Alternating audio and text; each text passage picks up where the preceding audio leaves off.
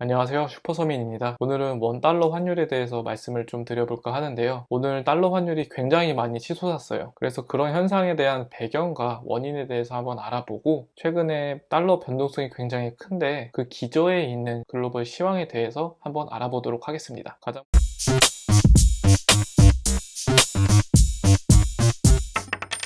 가장 먼저 현지 시간으로 9월 22일에 9월 FOMC 회의가 진행됐죠. 지난 영상에서 이 회의에서 테이퍼링 시기가 구체적으로 언급이 되면 원달러 환율이 조금 급등할 수도 있다고 말씀을 드렸는데, 테이퍼링이 언급은 됐으나 구체적인 시기는 언급이 되지 않고 이르면 11월에 될 수도 있다 라는 식으로 조금 시사하는 정도까지만 얘기가 나왔습니다. 물가나 고용 안전이 예상대로 광범위하게 계속해서 지속된다면 테이퍼링이 정당화될 수도 있을 것이라 판단한다 정도라고 얘기를 했기 때문에, 제가 우려했던 정도로 막 구체적으로 테이퍼를 언제 딱 하겠습니다 정도의 시그널을 주지는 않았고, 결과적으로 원달러 환율이 크게 변동성 없이 보합을 이뤘죠. 그래서 실질적으로 언제 테이퍼링이 될지는 모르겠으나 아마 대부분의 경제 전문가들은 11월 FOMC 회의에서 어느 정도 확정된 답변을 하지 않을까 하는 예상을 하고 있습니다. 다음으로 중국의 시황에 대해서 좀 알아볼 건데, 여러분도 아마 들어보셨을 거예요. 중국의 가장 큰 부동산 그룹인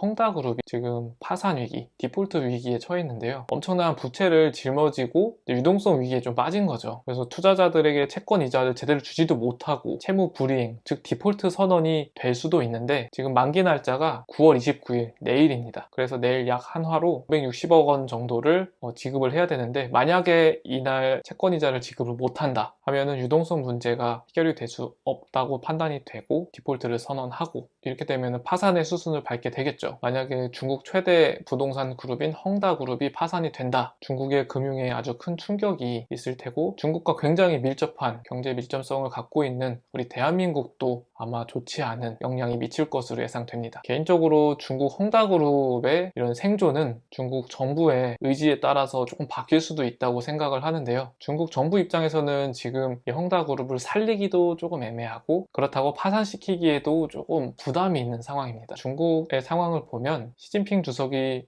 이번에 한 번 더 연임을 하려고 하죠. 3년임인가요? 아무튼 연임을 하려고 하는데, 중국 상황이 빈부격차가 매우 심하고 소득 양극화가 너무너무 심한 상황이기 때문에 이런 부분은 지금 사회주의랑 조금 맞지 않는 부분들이 있죠. 그래서 최근에 중국의 모토로 공동부유라는 그런 모토 아래 굉장히 많은 규제가 이루어지고 있어요. 예를 들면 사교육 규제한다, 게임 규제한다, 도박, 사치 이런 거 다 규제를 하고 있는데, 자산 시장에서 가장 큰 부분을 차지하는 부동산 그룹을 살려준다? 이러면 조금 일관성이 떨어질 수 있죠. 그런데 또 그렇다고 가장 큰 이 그룹을 파산시키면 중국 경제에 좀 큰 충격이 있을 테고, 그렇기 때문에 고민을 많이 하고 있을 것이라고 생각이 되고, 그 고민의 결과를 빠르면 내일 볼 수도 있을 거라고 생각이 됩니다. 그래서 만약에 내일 헝다그룹이 디폴트를 선언한다 그러면 파산의 수순을 밟는 거라고 생각하면 될 것 같고, 물론 뒤늦게 구해줄 수도 있어요. 하지만 내일 당장 디폴트 선언이 된다면 개인적으로는 환율이 조금 뛰지 않을까 하는 생각을 하고 있습니다. 그리고 오늘 현 시간 기준으로 원달러 환율이 약 1187원 정도인데, 전일종가 대비해서 거의 9원이 올랐어요. 엄청나게 급등을 했죠. 왜 그런가 좀 봤더니 역시 연준입니다. 파월이 이런 얘기를 했어요. 지금 28일, 오늘 새벽이겠죠? 28일로 예정된 상원금융위원회 청문회 출석에 앞서 미리 제출한 서면 답변에서 지속적인 고물가가 중대한 우려가 된다면 기준금리를 올리겠다. 네, 드디어 파월의 입에서 기준금리 인상이라는 워딩이 직접 나왔습니다. 그래서 시장은 이 상황에 대해서 굉장히 크게 반응을 하고 있는 것으로 보이고요. 그 결과로 원달러 환율이 엄청나게 치솟은 것으로 확인이 됩니다. 그리고 미국 나스닥과 다우 선물 지수도 많이 내려온 것으로 확인이 돼요. 일단 지금 글로벌 시황이 좀 이렇다라고 좀 소개를 드렸고요. 아시는 분들은 다 아실 만한 큰 경제 줄기입니다. 그렇다면 우리는 어떻게 대응을 하면 좋을 것인가 라는 것에 대한 저의 생각은, 기본적으로 코로나 사태 이후로 미국 연준에서 엄청난 양의 달러를 찍어냈고, 그것은 그대로 미국 정부의 빚, 그리고 미국 외의 모든 국가에서도 엄청난 부채를 짊어지고 있습니다. 이게 무슨 말이냐면 지금 경제적으로, 금융적으로 굉장히 취약한 상태라는 거예요. 그렇기 때문에 작은 충격에도 이렇게 달러 환율이 막 넘실대는 이런 상황이 올 수가 있는 거고요. 그렇기 때문에 미국은 시장에 충격을 주고 싶지 않지만 너무 많이 풀려버린 유동성 때문에 생기는 자산 가격의 급등, 그리고 미국 국민들이나 기업, 국가의 부채, 이 두 가지를 잡기 위해서는 어쩔 수 없이 브레이크를